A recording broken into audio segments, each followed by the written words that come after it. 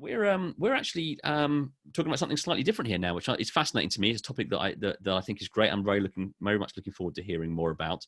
This is about the intersection between anime, manga, and games from our friends at Crunchyroll, who you may know as a platform for watching fantastic anime series. Now, do we have our speakers in the audience? We've got Terry Lee and Siobhan Sullivan from Crunchyroll, who are going to be giving us our next talk. So let me just see if they're here. Here we do indeed. Fantastic. Welcome, Siobhan and Terry. Welcome. Thank you very much for coming to Pocket Gamer Connects Digital. We're very happy to have you here.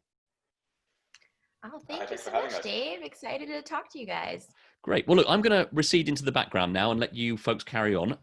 If anyone has questions for you, please, folks, pop them in the window at the bottom of the page, and I'll come back at the end of your talk and help you navigate those. But in the meantime, over to you. Thank you for being with us. Awesome. Thanks. Well, hello, everybody. Welcome to our panel today at the intersection of anime, manga, and gaming. My name is Siobhan Sullivan. I'm the Senior Manager for Global Social Media over at Crunchyroll. And today our featured speaker is Terry Lee, who is our head of 360 and games over at Crunchyroll. We're going to have a nice fireside chat with you guys. I'm going to ask Terry some questions, and don't forget to add your questions in the field too. So let's kick it off. Terry, how are you doing today? Doing well, thank you. Awesome. Hope everyone else is doing well on the virtual con too. Yes, this is really cool. I'm not going to lie. So let's kick things off because I'm sure folks are really interested to hear what you have to say. For folks that don't know, could you tell us what is Crunchyroll Games? Sure. Well, I guess it helps to provide a little bit of background on Crunchyroll as well, in case folks don't know. Crunchyroll is the largest Western platform for anime, manga, and anime-related entertainment. We primarily focus on subscription video, but we also have e-commerce, merchandise, games, events, and consumer products. And we reach about 200 countries with about 60 million monthly users. And Crunchyroll Games is the newly developed games arm of Crunchyroll, whereby we work with Asian developers and publishers to look at fantastic IP to bring over to the Western markets, primarily catering towards our anime audience or anime-minded audiences. So we focus on games that give us either a very good reminiscence of anime IP or follows those kind of trend lines within games. Yeah, absolutely. It's really great to see, Crunchyroll Games giving fans really what they want, which is more anime and manga. Yep. Absolutely great.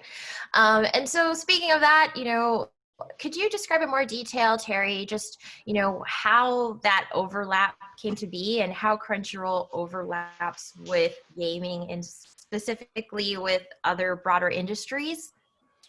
Sure. I mean, in general, I think we've always seen a huge overlap between the anime audience and the games audience. And we've always known that existed. And for the duration of Crunchyroll, that's been one of the biggest asks from our community, which is, it is our mission to bring more anime-related products to our audience. People have often asked us about games. And anime games is actually a pretty big genre in Japan, but it hasn't been broadly approached in the Western markets. So for us, it was the right opportunity to not only kind of evangelize that entire kind of genre, but also to bring a highly sought after segment to our audience.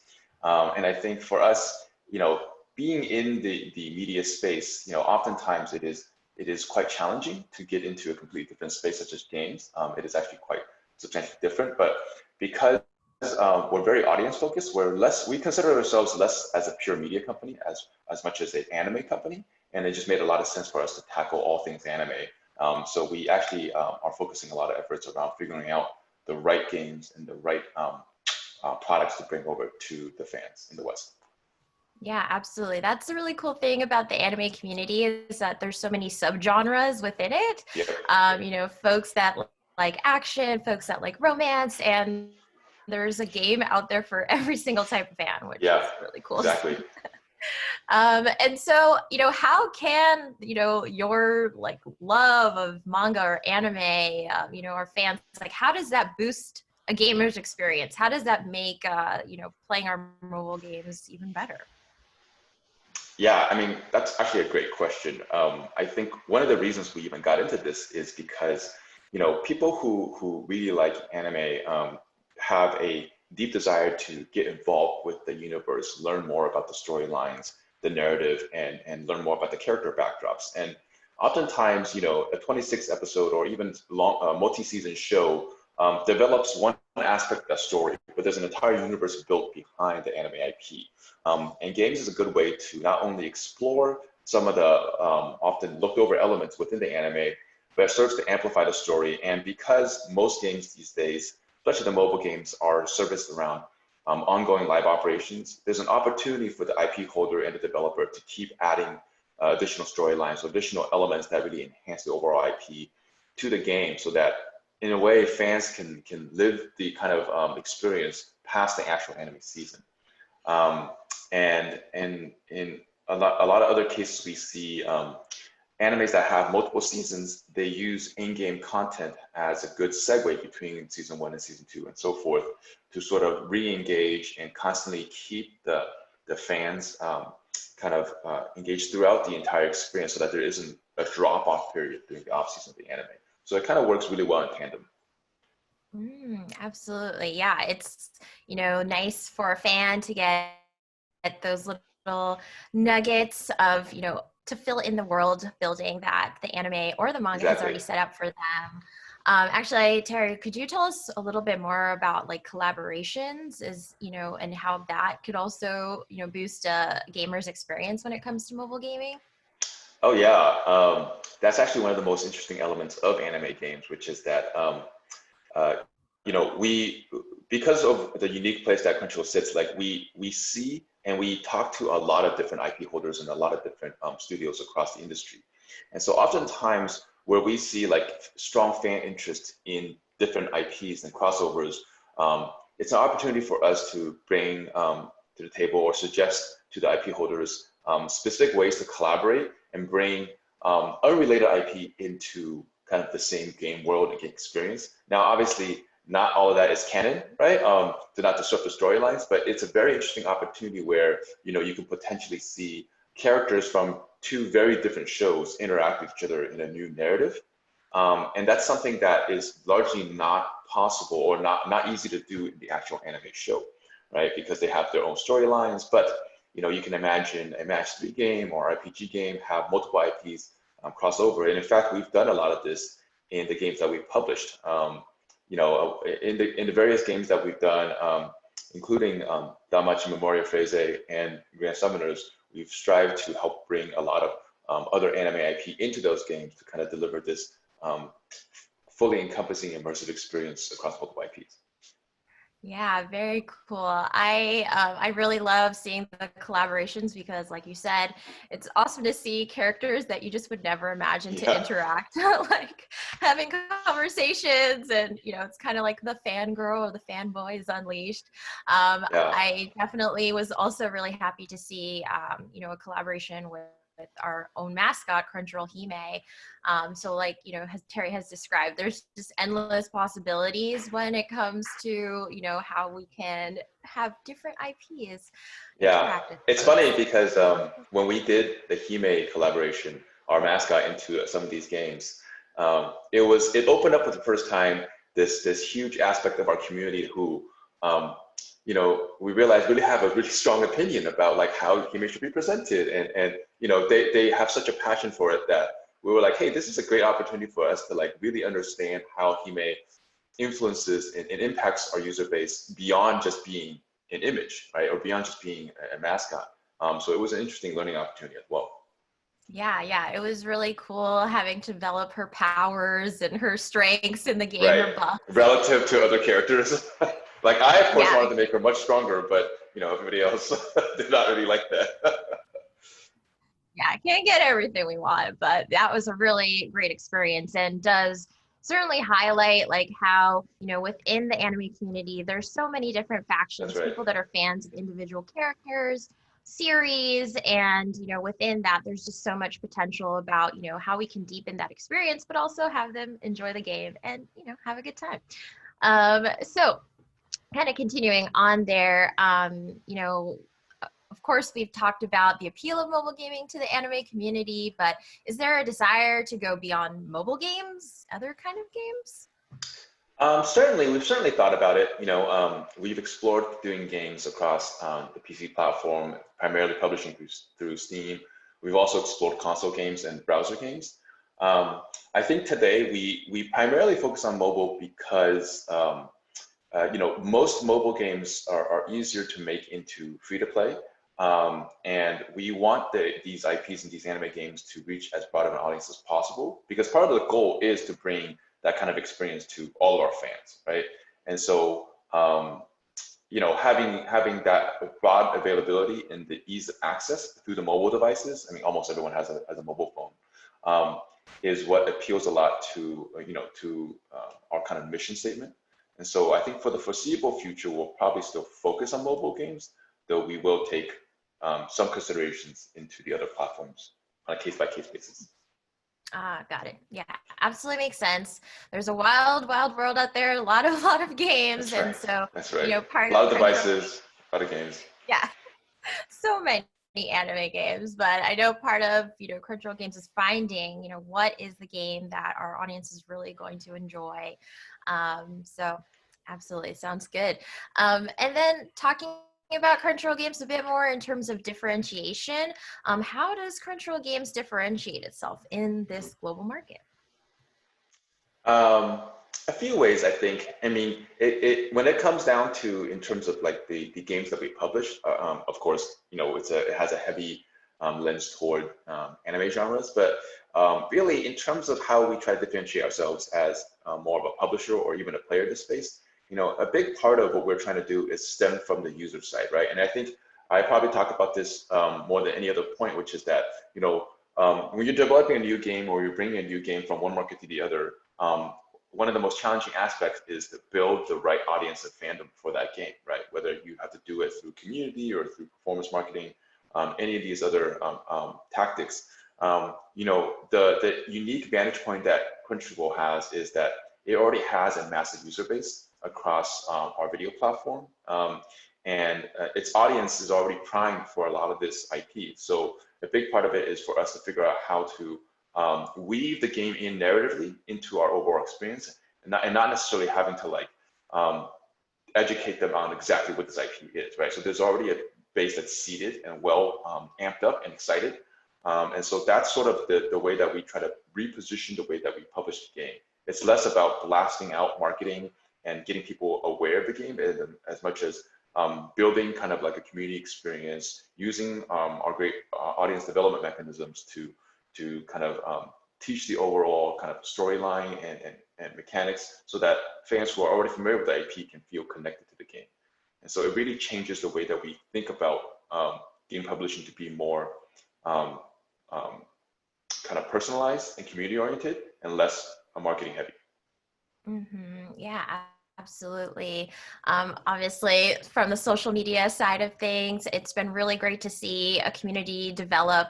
I think, gaming communities are some of the most fascinating because they can be some of the most dedicated fans. They go out of their way to make their own communities. So it's been great, working in social media marketing and working with this segment and in terms of audience and how passionate they are. I thought anime fans were passionate. Add on mobile gaming onto that, and you have something even more. That intersection is quite unique. Let's just say that. Yeah, I love it. They love to engage with their posts, so that's fantastic to me. So, and then talking about Crunchyroll Games, and we've already talked about different platforms, but where do you see Crunchyroll Games going in maybe the next 5 years? Yeah, I mean, I think it's still pretty early given how new the division is, but I think our core tenet and mission statement is really to bring the best IPs to our anime fans. With that said, I think what we've learned over the last year and a half or so of really trying to get this thing off the ground and publishing the several games that we've already published is that we've learned that not all Eastern games are readily available to the Western market in its original form, and not all of them are suitable, right? the Eastern player base in Japan and China have a different experience level, and they have different trends that they interact with their games on. So a lot of times we have to sort of, I would say, adjust the way the IP is presented, adjust the core loop of the game, adjust the monetization of the game to bring it to the West. All of that is to say that we've learned that it may be more impactful in the long run if Crunchyroll got into more original development with some of these IPs. And so one of our biggest goals is to work with the IP holders to develop some games from scratch. And instead of taking just an existing game and changing the language of it, right? We want to kind of redo the storyline, redo the game mechanics so that it's something that the Western players appreciate and recognize. And so I think we're slowly moving towards kind of a full-blown studio instead of just a marketer. Yeah, but that will take some time. Yeah, it's gonna take some time, baby steps. But Exactly. that would be really exciting. Yeah, it has been really fascinating to see the differences in terms of player behavior across, the globe, and how our fans over in the West kind of, like certain aspects of the games or care less about other aspects of the games. We've definitely learned a lot, and we're still learning. Yeah. I mean, like to your point, one thing that comes to mind a lot is, as you probably know, we published quite a few games that are from existing Japan developers that are really, really good games, but they often intentionally don't really include any significant player versus player features. And oftentimes that's one of the biggest features that's requested by our Western audience. All of that to say that every time we publish a game, we take a lot of notes on what the Western fans want. They are very eager to also provide that kind of recommendation. And so that gives us a good lens of like what differences we would apply if we were to start, taking a deeper approach at porting these games and making new anime games. Yeah, that's a really good point, Terry. We are pretty lucky in the sense that our fans or our users, our players, are vocal about what they want. Like, they're very direct. I think that's what everyone would want from a customer, is just to literally tell them exactly what they're looking for. And so it's great that we have such a vocal audience that can get us to, understand those mechanics of the games that we need to, just keep in mind when we're marketing towards that audience. So yeah, absolutely. It's kind of cool. Yeah. And also just wanting to know about, how the division got started. Because like, as you said, it's pretty new. Yeah. I love to have an amazing story around this, but I think in reality, one day, the founder and I were just looking through the overall Crunchyroll experience, and we were just talking about all the things that we would like to bring just as fans, right? And we brought up games, and he sort of said, "Thanks for volunteering, Terry," and then he sort of left the room, and I was like, "Okay, I guess I'm the one that has to figure out how to do it." But in all seriousness, I think it was just a natural segue, right? Because we knew that as part of the overall experience, we wanted to bring more of this anime ecosystem to our fans. We brand Crunchyroll much more than just a video business, right? We brand it as everything anime. And so games is a big piece of it that really made sense. So we started talking to a few of our partners who were very involved in that space. And we brought up the fact that, we were interested in getting involved. We just did a few test cases. They became pretty successful. And as a company, as a leadership team, we decided, hey, this is the direction we want to focus in. And we just built that team from scratch, right? We pulled in people who are willing to help and do double duty, like yourself, right? And pull them into the games division and started going full steam ahead. And so today, I think where we've gotten to is we've proven that it's not only an interest to our fans, but it's also an interest to the internal group. So that's why we sort of reshifted our focus to double down on like the future direction. Absolutely. Yeah. It's been awesome to work on this team and see Crunchyroll games grow so fast. So yes, thanks, Terry. So I know we have a lot of questions in our chat. I can continue to go on, but I think some folks might have some good ones for Yeah, absolutely. You're right. And Both of you, thank you very much. Absolutely fascinating. And I think you're right on the money there with connecting the worlds of anime, manga, and games. And I think that kind of transmedia, cross-media experience is what people are really looking for now. Actually, the ability to continue their narratives in different formats, interactive and on screen and on the page and all sorts. So yeah, you're absolutely right. Siobhan, we've got a bunch of questions here. So I'm happy to kind of grab these from the chat window and put them to you, the question and answer window. So we have an anonymous question here saying, is the anime influence that you expect in games you work with based only on the art style, or are you looking for, do you expect to see a more anime manga influenced narrative? Is it all about the art, basically? It's definitely not all about the art. I think the art is more of a reminiscence kind of first look kind of perspective that makes people feel like it's an anime, but really to make it be truly accepted as a strong anime-like game, you really have to have the right character development, the narrative. For us anyway, anime is so much more than just the art style. It's the entire package.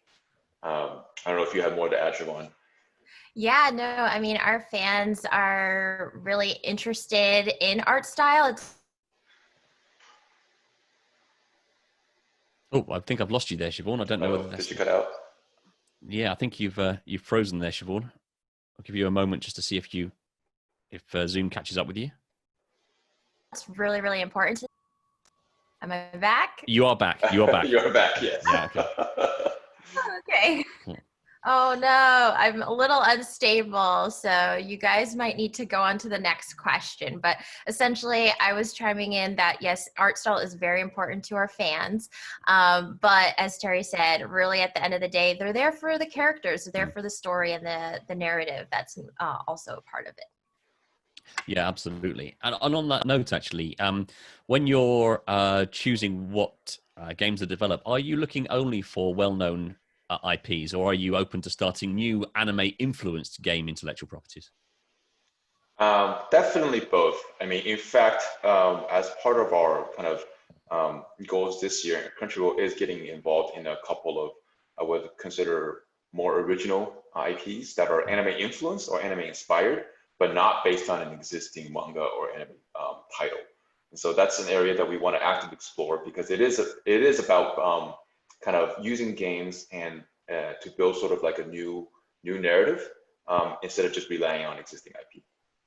Right. Mm-hmm. Actually, on that note, with existing IP, Kevin asks, are there difficulties with creative freedom and expectations when making games based on an existing IP? I will also hand this off to Siobhan afterwards, as she has a lot of experience here. But I certainly think that this has been one of the bigger challenges of taking like a really tentpole IP game, and that's to be understood. I think the IP holders have developed and put in so much effort into crafting this IP that they're very careful about exactly how it's represented, and so every aspect of the game, from art to storyline, is scrutinized in a way that really we need to make sure that it fits within the canon, right? And Siobhan probably has a much better sense of this. Yeah, no, absolutely. Working on the marketing side of things, of course, we have to make sure that our messages are really aligned with the wider IP. But of course, the challenge is a bit of, Western versus Japanese marketing being pretty significantly different when it comes to mobile.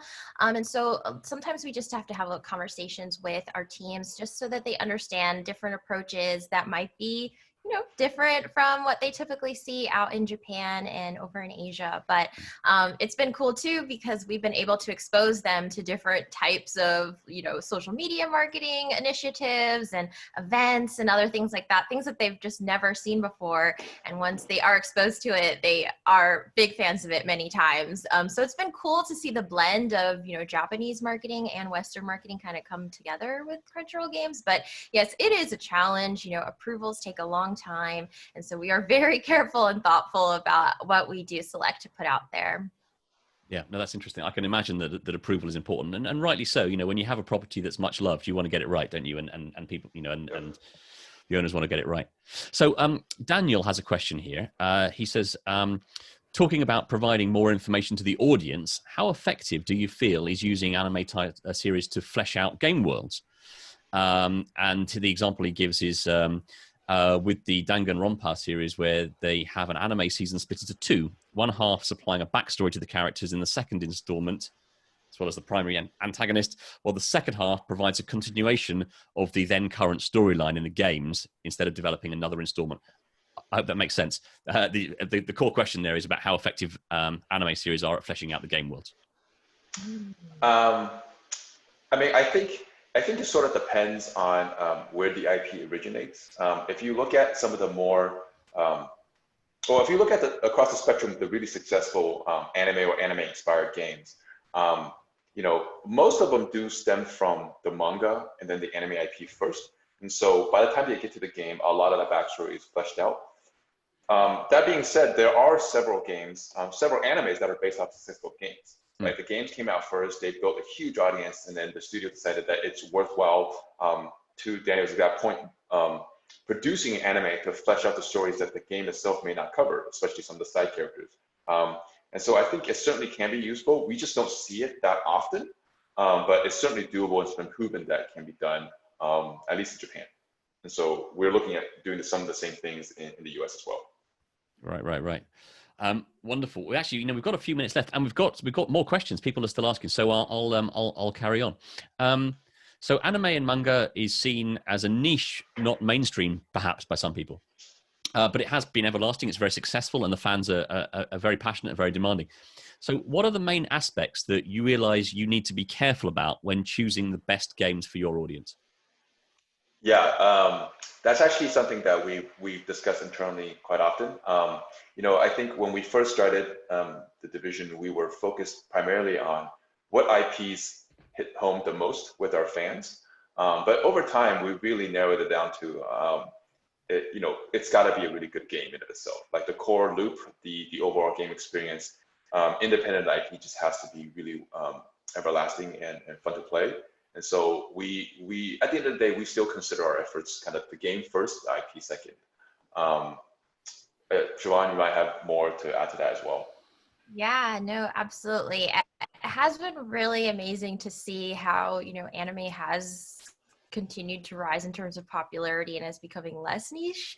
But at the same time, like Terry said, our fans love the IP that's going to draw them in, but what's going to retain them and keep them playing and enjoying the experience is truly the game mechanics. It's awesome to see how fans have, built these communities and these worlds just based on the content from the games. But certainly at the end of the day, beyond just the characters and the narrative, they have to have a good time. And so Crunchyroll Games specifically does take a lot of thoughtful care and consideration when looking at the actual aspects of the game itself and how we can maybe, look and understand, what do we want to promote more or less? What do we need to maybe illustrate to our audience more clearly so that they understand and how to enjoy it more? So it's pretty complex, that's for sure. But I'm, excited to see more and more people on my commute, well, back when I could commute, playing anime games on their phones, people maybe that I wouldn't expect, So it's cool to see how, anime has continued to just become more and more mainstream. Absolutely. We're almost at the end of time. We've got a couple of questions left. I'm going to just skip here and squeeze in a question. I'm sorry if I don't get to you, to everyone who's asked a question. We're just a little bit short of time now. But we've got a question here that says, how does Crunchyroll see the primary opportunity in publishing games? Is it another revenue stream, or is it primarily another channel to promote core Crunchyroll subscription, for instance? Is it about marketing or money generation? What's the primary opportunity here? I think that's a good question. I think it's a little bit of both. To be quite honest, when we first started this process, a big part of it was legitimately to just provide a more holistic experience to our fans. We just didn't know how they were going to receive the games, right? And a big part of it was to figure out how does the game experience mesh with the anime experience.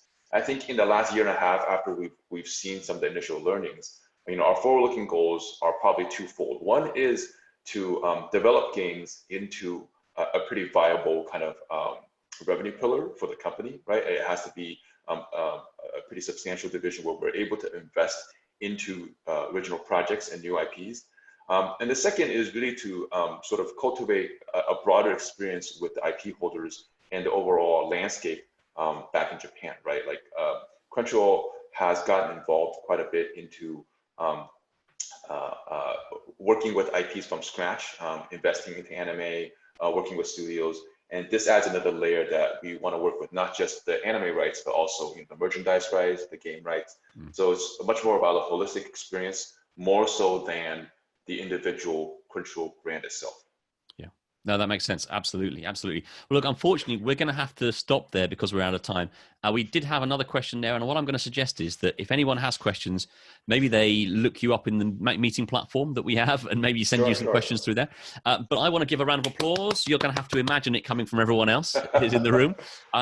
Thank you very much, Siobhan and Terry. That's fantastic. We've been looking forward to that talk all afternoon and really appreciate it. Thank you very much for your time and for bringing that to us today. Thank you for having us. Thank you. Bye.